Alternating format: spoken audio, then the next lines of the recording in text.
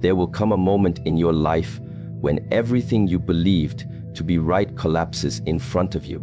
You will hear a voice, not from the outside, but from within, that says, "You are 100% wrong." And in that moment, your ego will tremble. Your pride will try to defend itself. You will want to argue, justify, and protect the image you have built of yourself. But the voice of God doesn't come to humiliate you. It comes to awaken you. When God tells you that you are wrong, He is not condemning you. He is correcting your direction. Because sometimes the most dangerous path is not the one that looks dark, but the one that feels comfortable. You can be walking on a road paved with good intentions, yet heading straight into emptiness. Many people live their lives defending the wrong version of themselves. They cling to their habits, their anger, their blame, and they call it being real. But the truth is, being real is not holding on to your mistakes. It's having the courage to face them. So when God says, "You are 100% wrong," don't fight Him. Fall silent. Because silence is the beginning of transformation. In silence, you stop defending. In silence, you start listening. And what you listen to is not judgment, it's guidance. There comes a moment in every person's life when the universe stops you in your tracks, strips away all your excuses, all your noise, and whispers one sentence that cuts through your entire being. You are 100% wrong. When you first hear it, your mind refuses to accept it. You look for reasons, for justifications, for something to hold on to that proves the voice is mistaken. But deep inside, you already know it's true. You feel it not in your head, but in your chest. A quiet sinking, a heaviness that tells you the truth has arrived. This is not a punishment, not an attack, but an awakening. Yet the ego does not know how to stay calm when it is being dismantled. It resists, it screams, it throws up every wall it can build. It tries to make you believe that being wrong means being worthless. But that is the illusion. When God tells you that you are wrong, He is not trying to shame you. He is trying to bring you back home to what you lost. Humility, clarity, truth. In that moment, many people panic. They defend. They argue. They want to be seen as right even when they know they are not. They confuse being right with being valuable. They think if they admit their mistakes, they will lose respect, authority, or love. But what they don't see is that the moment you admit your wrongness, you are reborn. You become lighter. You stop living a lie. The truth does not destroy you, it destroys what is false within you. And that destruction is not something to fear. It is the most sacred act of creation. Every transformation begins with destruction. Every awakening begins with a collapse of the old. So when you hear God saying, "You are wrong," He is not taking something away from you. He is clearing space for something truer to emerge. The human mind has a strange addiction, the addiction to being right. We cling to our opinions, our interpretations, our judgments as if they define us. But being right is not a sign of growth. It is often a sign of stagnation. You can be right and still be blind. You can win every argument and still lose yourself. What matters is not whether you are right, but whether you are awake. The person who can admit, "I was wrong," has already stepped closer to awakening than the one who insists, "I have always been right." Because truth is not owned. It is discovered again and again. The moment you think you own it, you have lost it. When God tells you that you are wrong, it feels like a collapse inside. Suddenly, everything you built your pride upon begins to shake. The beliefs you defended, the choices you justified, the anger you held, the people you blamed, they all fall into silence. And that silence is uncomfortable. It feels empty, like the world has stopped. But that silence is sacred, because in that silence, you stop talking back to life. You start listening. You begin to hear the things you ignored. The soft voice of your own conscience, the quiet wisdom that was buried under your stubbornness, the lessons hidden in the pain you refused to face. In that silence, you realize that God was never against you. He was only trying to reach you. But he could not speak through the noise of your ego. Sometimes, the reason God has to tell you that you are wrong is because you stopped listening when he tried to guide you gently. You ignored the signs. You silenced your intuition. You convinced yourself that your plan was perfect, your path was certain. You mistook confidence for wisdom. You forgot that life is not about proving your correctness, but about discovering your alignment. And so, when your alignment drifts too far, God intervenes. He doesn't send thunder or fire, he sends awareness. He sends you a mirror. That mirror may come through failure, through loss, through heartbreak, through a conversation that pierces your pride. But behind that mirror is not cruelty. It is love. The love that refuses to let you destroy yourself by living a lie. The first reaction to being told you are wrong is always defense. We start explaining ourselves. To others, to God, even to ourselves, we say, "But I meant well." We say, "They started it."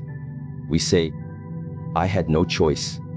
But these explanations are the mind's way of avoiding transformation. The truth doesn't need defense. It only needs acceptance. When you are truly listening to God, you don't answer back. You don't argue. You simply become still. And in that stillness, something remarkable happens. The resistance fades. The heart opens. The tears come. And you realize that being wrong does not make you small. It makes you real. Most people don't understand how liberating it is to admit, "I was wrong." They think it's a fall, but it's actually flight. The moment you stop pretending, you become free. You no longer have to keep up an image, no longer have to hide behind justification. You can breathe again. You can learn again. The person who cannot admit mistakes is like a tree that refuses to bend in the wind. It breaks. But the one who bows, who humbles, who listens, survives every storm. So when God says, "You are wrong," he is teaching you how to bend, not break. He is teaching you how to be humble enough to grow. Think about it. How many times have you been certain you were right, only to realize later that you misunderstood everything? How many times did you argue, defend, insist, only to see later that you were blinded by emotion, fear, or pride? God sees those moments not as failures but as lessons. Life is a school, and being wrong is part of the curriculum. Every mistake carries a message. Every misjudgment carries a mirror. Every wrong turn carries a correction. The tragedy is not in making mistakes. It's in refusing to see them as teachers. When you resist correction, you chain yourself to ignorance. But when you embrace it, you move closer to wisdom. The problem is that most people build their identity around being right. The ego says, "If I admit I'm wrong, I lose." But the soul says, "If I admit I'm wrong, I evolve." The ego wants victory, the soul wants truth, and God only speaks to the soul.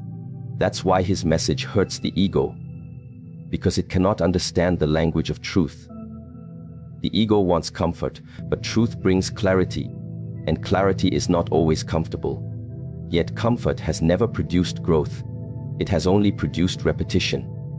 Growth happens when you are uncomfortable, when the truth exposes what you tried to hide, when your illusions burn and you are forced to rebuild on solid ground. Sometimes, the reason God tells you that you are wrong is because you've been praying for something you're not ready to receive. You ask for peace but hold on to anger. You ask for direction but refuse to change your path. You ask for strength but avoid struggle. God doesn't withhold blessings out of cruelty. He withholds them out of mercy. Because receiving without readiness is a curse, not a gift. So when he tells you, "You are wrong," he is preparing you. He is saying, "Before I give you what you asked for, you must become who can hold it." Being wrong is not rejection, it's refinement. There is also a sacred pain that comes with realizing you were wrong in how you treated people. Sometimes you hurt someone, not because you wanted to, but because you couldn't see clearly. You acted out of pride, fear, insecurity, or impatience. And when the truth hits you, the shame burns. That burn is not meant to destroy you, it's meant to purify you. God uses the fire of realization to cleanse the heart. If you let it, that fire will not leave you empty. It will leave you humble, compassionate, aware. It will remind you that every person you meet is fighting a battle you don't see. That awareness becomes the soil for forgiveness, both towards others and towards yourself. Being wrong is one of the greatest gifts God can give you. Because it means you are still learning, still alive, still capable of transformation. The only people who cannot be corrected are the ones who have closed themselves off completely. But if you can still feel that sting when truth hits you, it means your heart is still responsive. It means God's voice can still reach you. That is grace. That is proof that you have not been abandoned. You are being shaped. And the shaping process is not gentle, because diamonds are not made through comfort. They are made through pressure. In the monastery, the master would often test the students, not by asking if they were right, but by observing how they reacted when told they were wrong. The wise student would bow, reflect, and listen. The proud student would argue. The difference between the two is not intelligence, but humility. Wisdom begins where pride ends. And so, when life corrects you, do not argue. Bow. The bow is not submission to weakness. It is alignment with reality. The one who bows is the one who grows. To be told that you are 100% wrong is not a curse. It's an opportunity to become 100% real. It's an invitation to step out of illusion. It's the universe saying, "You've been walking in circles. Let me show you the straight path again." The longer you resist, the longer you stay lost. But the moment you surrender, everything starts to make sense. You start seeing how your wrong turns taught you patience, how your mistakes sharpened your awareness, how your pain shaped your compassion. And suddenly, what felt like humiliation becomes liberation. You realize that being wrong was never the end. It was the beginning of seeing clearly. The mind will always tell you, don't admit it, don't bow, don't lose face. But the soul whispers, let go, because truth is worth more than pride. Every time you choose truth over pride, you evolve. Every time you choose awareness over comfort, you expand. And every time you choose humility over defense, you move one step closer to the peace that cannot be shaken. Because peace does not come from being right, it comes from being real. When you are aligned with truth, even your mistakes become part of your purpose. So when God says to you, you are 100% wrong, breathe. Do not run, do not defend, do not collapse, just breathe. That voice is not here to destroy you, it is here to save you. It is calling you back to your higher self. The part of you that doesn't need to pretend, doesn't need to prove, doesn't need to control. The part of you that knows how to trust, how to surrender, how to listen. That is where transformation begins. That is where wisdom lives. If you can learn to welcome correction, you will never fear being wrong again. Because you will see that being wrong is simply being redirected. You will understand that every time God corrects you, He is not moving you away from your destiny, but closer to it. The road to truth is not straight. It is filled with detours, with mistakes, with moments where you must stop, listen, and start again. Each time you admit your wrongness, the map becomes clearer. And one day you will look back and smile, because you will see that even your wrong turns were part of the right journey. So do not be afraid of those words. Do not shrink when you hear them. When God says, you are 100% wrong, smile through the discomfort. Bow through the shame. Be still in the storm. Because the one who can be corrected is the one who can be perfected. The one who listens is the one who learns.